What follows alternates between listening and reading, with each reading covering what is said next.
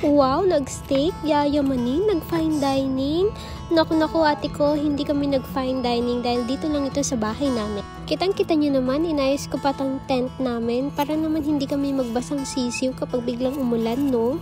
Pinaganda ko talaga yan para naman ma-feel ko yung date namin kahit sa bahay lang. Binili nga pala namin itong beef steak dito sa Carne and Deli. Binili nga pala namin to same day kaya makikita nyo fresh na fresh talaga ang beef. First time namin na magluluto at kakain sa bahay para mag-date to celebrate our Valentine's Day. Para makaiwas na din sa sobrang daming tao at sobrang mahal na gastusin.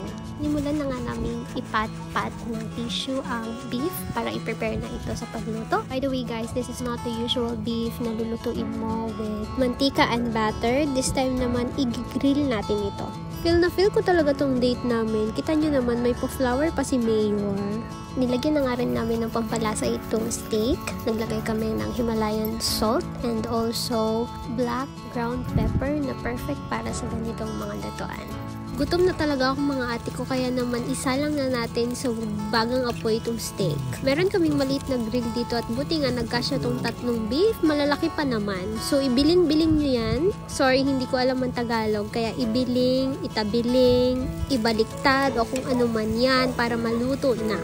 Hindi na talaga ako makapaghintay kasi gutom na ako kaya nakalimutan ko na yung Tagalog. Siyempre, kahit hindi ako makain ng gulay, magluluto tayo ng gulay. At ang paborito kong sweet corn. Ayan na, luto na. Kaya naman hiwain na natin. At makikita nyo, sobrang lambot talaga ng steak. Nakakain na din kami ng steak sa labas. And masasabi ko na yung quality ng steak na to is the same as the quality na sinuserve nila dun sa napakamahal ng mga steak restaurants. Kaya masasabi ko talaga na sulit itong binili namin. Kasi alam nyo ba, yung isang steak na to is equivalent na nung napakamahal na steak dun sa ibang restaurants. Kaya if you are into steaks or gusto mong matry sa bahay nyo paano magluto ng steak, then you can order or visit Carne and Deli. Sobrang sulit sa presyo at yung quality, the best. Hindi na ako magpapanggap pa, tuwang-tuwa talaga ako sa pagkain nito.